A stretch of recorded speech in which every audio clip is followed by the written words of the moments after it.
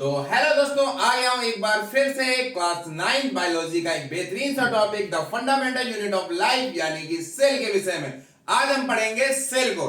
एक ही वीडियो में पूरा सेल चैप्टर खत्म कर देंगे और कॉन्सेप्ट को अच्छे से समझेंगे ताकि रटने की जरूरत ना पड़े। तो सबसे पहले जानते हैं कि आखिरकार सेल जो है जन्मा कैसे, ठीक है, यानी कि ऑरिजिन ऑफ लाइफ। देखो भैया, अगर मैं आपको बताऊं, जो साइंटिस्ट लोग थे, साइंटिस्ट लोगों का मानना यह था कि पहले की जो लाइफ थी ना, यानी कि जो सेल है सबसे पहले आया कहां से होगा। तो लोगों का मानना यह था कि वाटर में क्या हो सकता है, देखो कि वाटर में सबसे पहला जीवन जो है वो वाटर में आया होगा।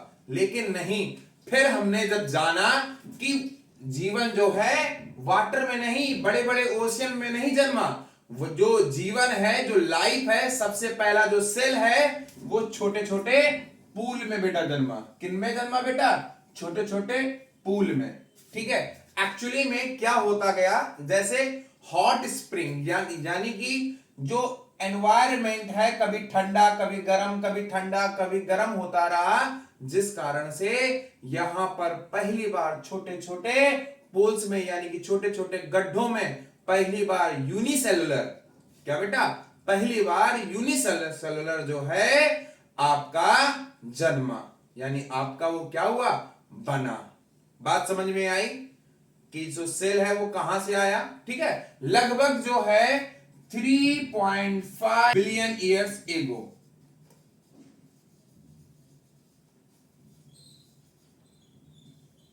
मतलब इतने साल पहले एक यूनिसेलुलर ऑर्गेनिज्म जो है वो जन्मा था। बात आई समझ में, ठीक है।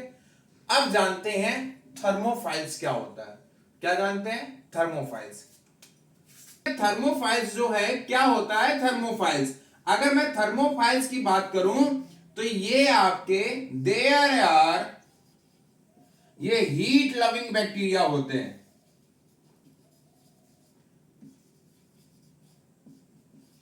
हीट लविंग बैक्टीरिया आपके होते हैं, ठीक है, जो फाउंड होते हैं कहां पर?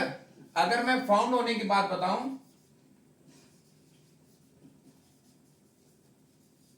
ये फाउंड यानी पाए जाते हैं हॉट स्प्रिंग में, यानी कि ये बेटा, और ये होते हैं यूनिसेलुलर। क्या होते हैं? यूनिसेलुलर। अब जान लेते हैं हिस्ट्री ऑफ सेल। आखिरकार सेल की क्या क्या हिस्ट्री है, कैसी हिस्ट्री है, सभी हिस्ट्री के विषय में अच्छे से जानते हैं सेल के इतिहास के विषय में। सबसे पहले बात करते हैं सन 1665 में। बेटा 1665 में क्या हुआ, एक साइंटिस्ट है रॉबर्ट हुक। कौन से साइंटिस्ट है भैया? Robert Hooke. इनको ही कहा जाता है फादर ऑफ सेल। क्या कहा जाता है? Father of cell. ऐसा क्यों कहा जाता है? क्योंकि इन्होंने ही सबसे पहली बार सेल की खोज की थी, यानी कि सेल को डिस्कवर किया था। सन 1665 में इन्होंने किस पे बेटा किया था डेड सेल की खोज? कॉर्क स्लाइस में। किस पे किया था? कॉर्क स्लाइस में किया था। अब बेटा बात कर लेते हैं इन्होंने कौन से सेल बेटा खोज किए थे। इन्होंने डेड सेल, ठीक है, इन्होंने यानी कि मृत कोशिका, ठीक है, मृत कोशिका की इन्होंने खोज की थी सन 1665 में। समय बीता, ठीक है, सन 1674 में लुवेन हॉक आए। कौन है? लुवेन हॉक। इन्होंने केवल डेड सेल की खोज की थी, लेकिन लुवेन हॉक ने लिविंग सेल की खोज की। किसकी खोज की बेटा? लिविंग सेल की। याद रहेगा, ठीक है। और जैसे जैसे बेटा साइंस आगे बढ़ा, मशीनें आगे और डेवलप होती गई, ठीक है, तो माइक्रोस्कोप की हेल्प से रॉबर्ट ब्राउन ने सन 1831 में इन्होंने न्यूक्लियस की खोज की। किसकी खोज की? न्यूक्लियस की, जिसको हम सेल का ब्रेन भी बोलते हैं। क्या बोलते हैं? ब्रेन। बात समझ में आई? अब जानते हैं सेल थ्योरी के विषय में। तो सेल थ्योरी में होता क्या है, जो सिल्ड्रेन और स्वेन जो थे, इन्होंने 1838 और 1839 में इन्होंने बेटा सेल थ्योरी दी, यानी कि सेल को एक्सप्लेनेशन दिया कि आखिरकार सेल की डेफिनेशन क्या होगी। इन्होंने कहा कि चाहे प्लांट का हो या एनिमल्स का हो, all the plant and animals are consist of cell.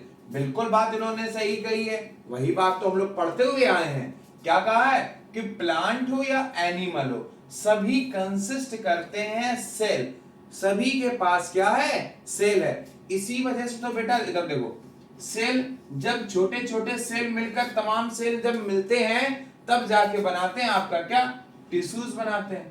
क्या बनाते हैं, टिश्यूज। और जब टिश्यूज जो होते हैं, जब टिश्यूज मिलते हैं तो आपका क्या बनता है, ऑर्गन। क्या बनता है, ऑर्गन। और जब ऑर्गन पूरा बन जाता है तो बनता है तुम्हारा ऑर्गन सिस्टम। ठीक है, इसी टाइप से तुम्हारा पूरा प्रोसेस चलता रहता है। बात समझ में आई। अब भैया जान लेते हैं कुछ और चीजें हैं, उनके विषय में भी जानते हैं कि आखिरकार। और हाँ एक बात और, ये जो है थियोडोर जो है, इन्होंने एक्चुअली में बेटा पहली बार ऑब्जर्व किया था क्या, प्लाज्मा मेम्ब्रेन को। अभी बताऊंगा प्लाज्मा मेम्ब्रेन क्या होता है। ठीक है, बस वीडियो पर बने रहना, और वीडियो अच्छी लग रही हो तो वीडियो को लाइक कर देना। और हाँ, नोट्स की टेंशन मत लेना, नोट्स बेटा लिंक डिस्क्रिप्शन में दिया गया है, पीडीएफ फाइल है, आराम से डाउनलोड कर लेना। लेकिन उससे पहले आप वीडियो को अच्छे से देखो, समझो और पढ़ो। ठीक है, तो भैया बात है 1839 की, पुरकिंजे की। बेटा बात समझ लेते हैं। पुरकिंजे जी ने बताया, पहली बात बहुत ही अच्छी चीज बताई कि आपका जो सेल होता है, ये सेल देखो आप देख पा रहे हैं, तो सेल के अंदर जो लिक्विड फिल होता है, क्या सेल के अंदर जो लिक्विड फिल होता है, एक लिक्विड भी पाया जाता है। वही लिक्विड जो है ना, उसको बोलते हैं प्रोटोप्लाज्म या साइटोप्लाज्म। ये किसने बताया था, हमारे पुरकिंजे चाचा ने। ठीक है, याद रखना पुरकिंजे 1839 क्या बताया था, साइटोप्लाज्म। क्या बताया था इन्होंने, साइटोप्लाज्म होता है, फ्लूइड होता है। क्या होता है भैया, फ्लूइड होता है सेल के अंदर, फ्लूइड होता है। क्या होता है, फ्लूइड होता है सेल के अंदर, न्यूक्लियस के बाहर होता है और प्लाज्मा मेम्ब्रेन के भीतर होता है। ठीक है, द बिटवीन जो ये सेल है, बिटवीन फाउंड होता है, the between nucleus and plasma membrane. Is that clear. अब बात कर लेते हैं बेटा 1955। एक्चुअली में हुआ क्या, जैसे अभी मैंने तुमको बताई थी सेल थ्योरी 1838 में और 1839 में। ठीक है, अब लेकिन आप लोग जब थोड़ा सा पढ़े होगे तो आपको याद होगा, विर्चो तो हमारे छूट गए। विर्चो भैया क्या है, देखो भैया विर्चो भैया भी, इन्होंने भी सेल थ्योरी दी थी, लेकिन इन्होंने क्या कहा था, इन्होंने ये कहा था कि कोई भी सेल जो है अगर वो बनता है, यानी नया बनता है कोई सेल, वो पुराने सेल के टूट से ही बनता है। तो एक क्वेश्चन में पेपर आता है कि आखिरकार सेल कैसे बनते हैं। ठीक है, तो सेल जो है पुराने सेल से जब सेल डिवीजन होता है तो नया सेल बनता है। बात समझ में आई। अगर बात समझ में आई तो आगे बढ़ते हैं। ठीक है, तो भैया बात कर लेते हैं सेल की। आखिरकार सेल को कितने टाइप में बांटा गया। देखो अगर मैं कहूं तो भैया सेल का शेप भी होता है, सेल के साइज भी होते हैं, और सेल के क्या होते हैं, नंबर भी होते हैं। क्या होते हैं, नंबर भी होते हैं। ठीक है, अगर हम शेप की बात करें, शेप होता है भैया आकार। साइज की बात करें, यानी कि कोई छोटा होता है कोई बड़ा होता है, कोई छोटा होता है कोई बड़ा होता है। और नंबर्स की बात करें तो नंबर में अभी जैसे आपने जाना, कोई यूनिसेलुलर होता है और कोई मल्टीसेलुलर होता है। चलो थोड़ा सा जानते हैं। शेप की अगर हम बात कर लें, जैसे आपने देखा होगा कि बोन सेल, बोन सेल का जो शेप होता है स्प्लिंडल होता है। कैसा होता है, स्प्लिंडल टाइप का, ऐसा होता है।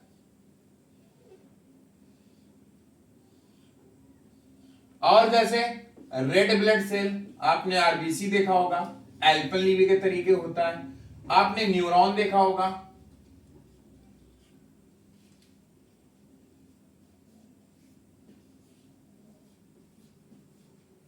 देखा है न्यूरॉन। तो ये क्या है, ये डिफरेंट शेप है। क्या है, सेल के डिफरेंट शेप है। अब बात कर लेते हैं साइज की। ठीक है, साइज में देखो बेटा, अगर मैं बताऊं साइज में सबसे स्मॉलेस्ट की बात करते हैं, सबसे स्मॉलेस्ट की बात कर लेते हैं और लार्जेस्ट की बात कर लेते हैं। ठीक है, स्मॉलेस्ट जो है हमारा माइकोप्लाज्म। माइकोप्लाज्म जो है एक स्मॉलेस्ट सेल है। क्वेश्चन में पूछा जाता है सबसे छोटा सेल तुम्हारा कौन सा है, माइकोप्लाज्म, ठीक है। और लार्जेस्ट अगर सेल कहा जाता है तो तुम्हारा अंडा है किसका, ऑस्ट्रिच का।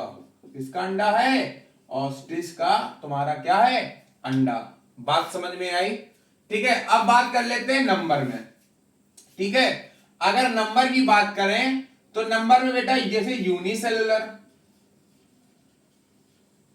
और मल्टीसेलुलर। पहले बात करते हैं यूनिसेलुलर की। किसकी बात करते हैं, यूनिसेलुलर की। यूनिसेलुलर में जैसे बैक्टीरिया, प्रोटोजोआ, अमीबा हो गया आपका। और मल्टीसेलुलर में अगर हम बात कर लें, एनिमल हो गया, ठीक है, ह्यूमन हो गया।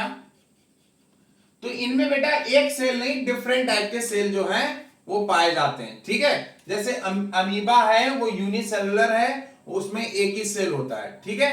बात समझ में आई, इतना टॉपिक समझ में आया, वीडियो को लाइक कर दो। अब बात कर लेते हैं भैया,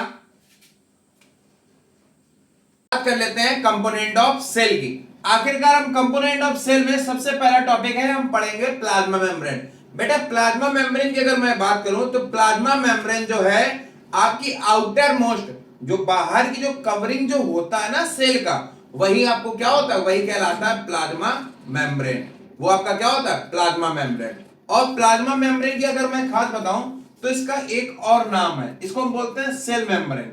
क्या बोलते हैं, सेल मेम्ब्रेन। तभी हम इसको कहीं पर पीएम बोल देते हैं और कहीं पर सीएम बोल देते हैं। और इसका एक उपनाम और भी है, सिलेक्टिवली परमेएबल मेम्ब्रेन, ठीक है। सिलेक्टिव परमेएबल मेम्ब्रेन है। इसका बेटा मेन रोल होता है जो मटेरियल से नहीं होते हैं सेल के अंदर, उनकी एंट्री कराना और एग्जिस्ट कराना, ठीक है। और बेटा बात करें तो जैसे इधर सुनो, जो मूवमेंट होता है ना कुछ मटेरियल्स का जो डिस्टर्ब करते हैं उसको रोकता है, ठीक है। कौन, आपका प्लाज्मा मेम्ब्रेन। अगर बेटा बात करें ये प्लाज्मा मेम्ब्रेन बना किससे होता है, तो प्लाज्मा मेम्ब्रेन जो है आपका बना होता है लिपिड और प्रोटीन से। किससे बना होता है, लिपिड और प्रोटीन से। अब आपको प्रोटीन तो समझ में आ गया, तो लिपिड क्या है, लिपिड है आपका जस्ट लाइक अ फैट। अगर इसका फंक्शन अगर मैं बताऊं तो बेटा ये एनर्जी प्रोवाइड कराता है। क्या प्रोवाइड कराता है, एनर्जी प्रोवाइड कराता है लिपिड, ठीक है। और लिपिड जो है वाटर में अगर कहा जाए सोल्यूबल नहीं होता है, ठीक है। लिपिड जो है इनसोल्यूबल होता है वाटर में, ठीक है। ऑयली सब्सटेंस आपने देखे होंगे, वो तुम्हारे कौन से होते हैं, लिपिड होते हैं, ठीक। अब बात करते हैं ऑस्मोसिस के विषय में। देखो अगर मैं ऑस्मोसिस बताऊं,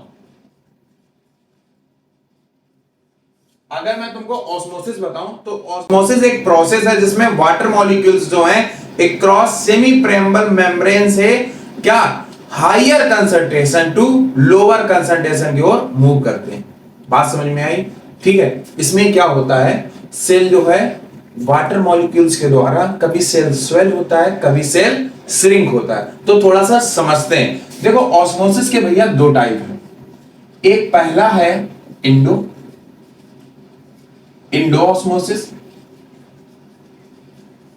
दूसरा है एक्सो। क्या है, एक्सो ऑस्मोसिस। थोड़ा सा समझना बेटा, अगर ये टॉपिक समझ गए बहुत इंपॉर्टेंट है, थोड़ा समझना। अगर तुमको बेटा देखो जब किसी सेल से देखो, इंडो का मतलब होता है इंटर करना। क्या करना होता है, इंटर करना। जब किसी सेल से वाटर मॉलिक्यूल्स जो है, वाटर जो है क्या हो जाए, अंदर आ जाए, पानी क्या हो जाए, अंदर आ जाए। अगर वाटर अंदर आ जाएगा, सीधी सी बात है, जब आप पानी पीते हैं, ठीक है, तो पानी जब पेट में जाता है तो आपका पेट नहीं कहते फूल जाता है, तो भैया सेल भी क्या हो जाएगा, फूल जाएगा। यानी सेल जो है स्वेल हो जाता है, सेल जो है वो क्या हो जाएगा तुम्हारा, स्वेल हो जाएगा। और वही सेम चीज बेटा क्या होती है, अगर किसी सेल से वाटर मॉलिक्यूल्स जो है बाहर चले जाएंगे, कहां चले जाएंगे, बाहर चले जाएंगे, तो सेल जो है वो क्या हो जाएगा, श्रिंक हो जाता है। क्या हो जाता है, श्रिंक हो जाता है। बात समझ में आई कि नहीं आई। अब बेटा जानते हैं डिफ्यूजन के प्रोसेस में। देखो बेटा डिफ्यूजन की अगर मैं बात करूं तो डिफ्यूजन में सॉलिड, डिफ्यूजन जो है लिक्विड में भी होता है, गैस में भी होता है, ठीक है। लेकिन अगर मैं ऑस्मोसिस की अगर बात करूं तो ऑस्मोसिस जो है केवल लिक्विड में होता है। जैसे आपने देखा होगा किशमिश को पानी में डाल देते हैं, ठीक है, तो किशमिश जो है फूल जाती है। जैसे आप जब खीरे को काटते हैं, ठीक है, तो खीरे को काटने पर जब हम उसमें नमक लगाते हैं तो खीरे में पानी आ जाता है, ठीक है, वहां पर ऑस्मोसिस प्रोसेस चल रहा होता है। अब आपको यह पता करना है अगर पानी बाहर आ गया है इसका मतलब उसके अंदर के सेल जो है श्रिंक हो गए, यानी एक्जियोस्मोसिस हो रहा है। अगर सेल जो है पानी पी ले रहा है तो वो क्या हो रहा है, एंडोऑस्मोसिस। बाकी अभी ये जो आई बटन दिख रहा है आपको, इस आई बटन पे जाके क्लिक कर लेना। पोटैटो ऑस्मोसिस का एक बेहतरीन सा एक्सपेरिमेंट मैंने किया है, आप सभी लोग जाके देख लेना। वहां पर मैंने बताया है कि कैसा ऑस्मोसिस का एक्सपेरिमेंट यानी कि ऑस्मोसिस का प्रोसेस कैसे हो रहा है। अब बात करते हैं डिफ्यूजन की। देखो भैया अगर मैं डिफ्यूजन की बात बताऊं तो आप एक कमरे में जाना, कमरे का गेट बंद करना, एक कॉर्नर पर क्या करना, स्प्रे करना, परफ्यूम स्प्रे करना। जब आप यहां पर परफ्यूम स्प्रे करेंगे तो कुछ देर बाद आप देखेंगे यहां पर जो मॉलिक्यूल्स हैं, ठीक है, यहां पर जो आपने परफ्यूम जो है इसकी स्मेल देखना पूरे रूम में आ जाएगी। तो एक्चुअली में क्या होता है, डिफ्यूजन में यूनिफॉर्मली जो है मूवमेंट चलता है, ठीक है, हायर कंसंट्रेशन टू रीजन और लोअर कंसंट्रेशन। बात समझ में आई, ठीक है। डिफ्यूजन जो है आपका लिक्विड में भी हो सकता है और गैसेस में भी हो सकता है। बात समझ में आई या ना आई, ठीक है। जैसे अगर मैं बात करूं, आपने एक बर्तन लिया, यहां पर बर्तन में मॉलिक्यूल्स जो हैं पहले से सेट थे, पहले से क्या थे, सेट थे। अब आपने इसमें एंटर कर दिया कुछ मॉलिक्यूल्स जो हैं बाहर से आ गए, तो ये बेटा मॉलिक्यूल्स जो हैं कुछ समय बाद ये भी मॉलिक्यूल्स जो हैं सही से क्या हो जाएंगे, यूनिफॉर्मली सेपरेट हो जाएंगे। बात समझ में आई कि नहीं आई? तो डिफ्यूजन समझ में आया, ऑस्मोसिस समझ में आया, इनका डिफरेंस जान लेते हैं क्या क्या है। देखो अगर डिफरेंस की अगर मैं बात करूं तो जो ऑस्मोसिस है, तो ऑस्मोसिस जो है केवल लिक्विड में होता है, डिफ्यूजन जो है आपका लिक्विड में भी होता है, गैसेस में भी होता है। तो डिफ्यूजन जो है नेचुरल प्रोसेस है जो कभी स्टॉप नहीं होता।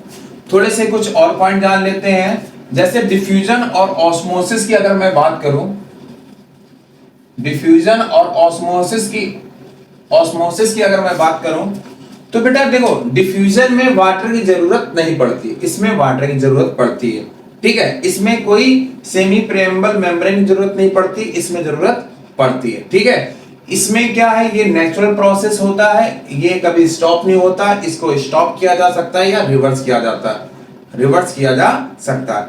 बात समझ में आई? जैसे इसमें आप किशमिश लीजिए, किशमिश को पानी में डालिए, फूल जाएगी। अब वही किशमिश जो फूली हुई किशमिश है उसको साल्ट सॉल्यूशन में डाल दो या आयोडीन सॉल्यूशन जिसको बोलते हैं, उसमें अगर हम डाल देंगे तो किशमिश फिर से श्रिंक हो जाएगी, यानी रिवर्स कर दिया जाता है। बात समझ में आई? अब जानते हैं दूसरे टॉपिक में, टाइप ऑफ सॉल्यूशन। देखो आपने पढ़ा होगा सॉल्यूशन जो है 3 टाइप से होता है। पहला हाइपरटोनिक, दूसरा होता है हाइपोटोनिक, ठीक है, तीसरा होता है आइसोटोनिक। थोड़ा सा इन तीनों के विषय में जान लेते हैं। देखो हाइपर, थोड़ा सा ये याद रखना, हाइपर, हाइपो, आइसो। देखो आइसो में जो है तुम्हारा नॉर्मल रहता है सेल, यानी सेल जो है पहले जैसा ही रहता है, अभी बता रहा हूं। हाइपो का थोड़ा सा मतलब समझना, हाइपो, पो यानी मुंह फूल रहा है ना, ऐसे गोल गोल ओट हो रहा है ना, हाइपो। तो हाइपो में क्या होता है, सेल जो है वो सेल स्वेल हो जाता है, अभी बता रहा हूं, सब बता रहा हूं लेकिन वेट करो। और हाइपरटोनिक में सेल जो है श्रिंक हो जाता है। एक्चुअली में इसकी कंडीशन क्या होती है बेटा, जो सेल है इसका थोड़ा समझना, अगर सेल से वाटर जो है बाहर चला जाए, क्या हो जाए, वाटर जो है बाहर चला जाए तो तुम्हारा सेल जो है वो क्या हो जाता है, श्रिंक हो जाता है। तो ये तुम्हारा कहलाता है हाइपरटोनिक सॉल्यूशन। क्या कहलाता है?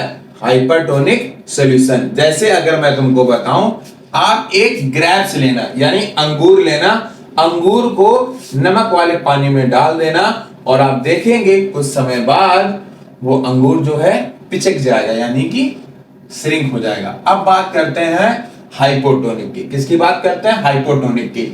इसमें जो सेल है, सेल के अंदर एक्चुअली में वाटर जो है इंटर कर जाता है। जब वाटर इंटर करता है जिस कारण सेल जो है वो क्या हो जाता है? स्वेल हो जाता है। क्या हो जाता है? स्वेल। अगर मैं इसका एग्जांपल दूं, वही किशमिश वाला एग्जांपल है। किशमिश को पानी में डालोगे तो जो किशमिश जो है वो क्या हो जाएगी बेटा?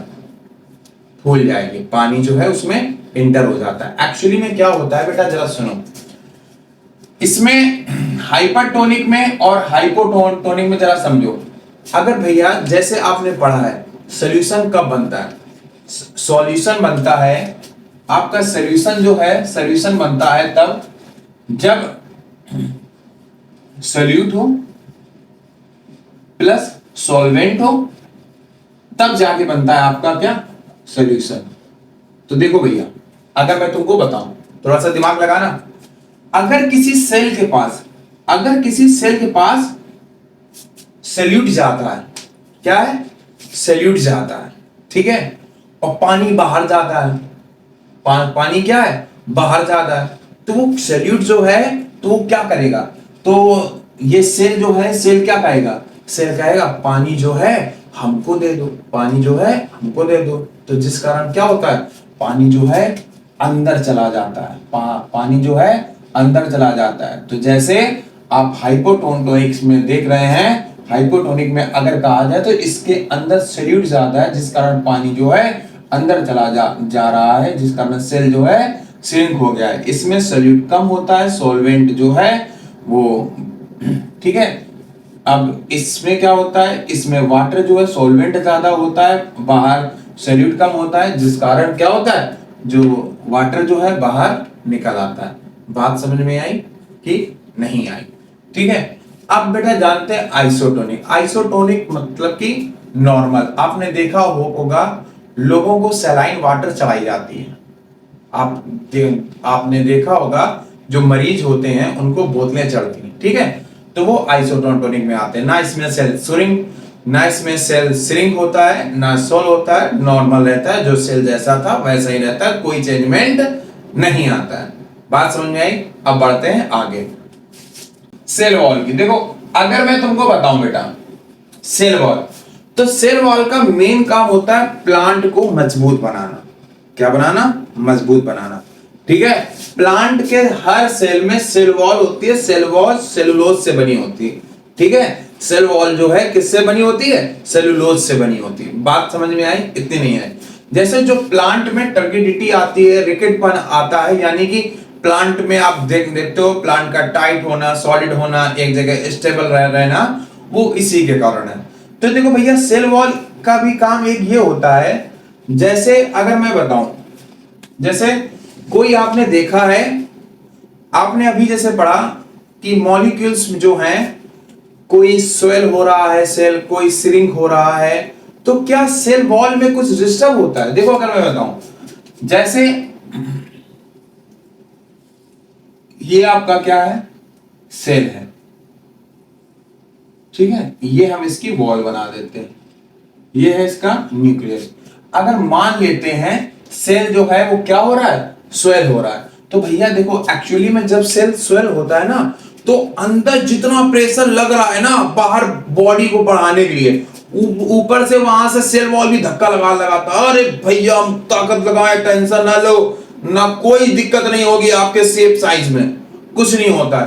तो ये मेन होता है सेल का। और अगर मान लेते हैं सेल जो है श्रिंक हो जाता है, क्या हो जाता है? श्रिंक हो जाता है, तो भी कोई मतलब नहीं, कहता कोई बात नहीं, तुम श्रिंक होना है श्रिंक हो जाओ, हम तुमको कोई प्रॉब्लम नहीं आने देंगे, जब तक हम हैं आपके शेप में कोई फर्क नहीं आएगा। बात समझ में आई? ठीक है। अब बात कर लेते हैं कि सेल वॉल आखिरकार पाया किस में जाता है। जैसे अभी आपने पढ़ा सेल वॉल प्लांट में पाया जाता है, ठीक है। प्लांट में जो सेल वॉल होती है वो बेटा किससे बनी होती है? सेलुलोज से बनी होती है, किससे बनी होती है? सेलुलोज से। और अगर मैं बात करूं जैसे बैक्टीरिया हो गया, फंगी हो गया, ठीक है, इनमें बेटा क्या, इनमें भी सेल वॉल पाई जाती है। क्या? इनमें भी सेल वॉल जो है आपकी पाई जाती है। जैसे बैक्टीरिया में जो सेल वॉल होती है वो आपकी बनी होती है पेप्टी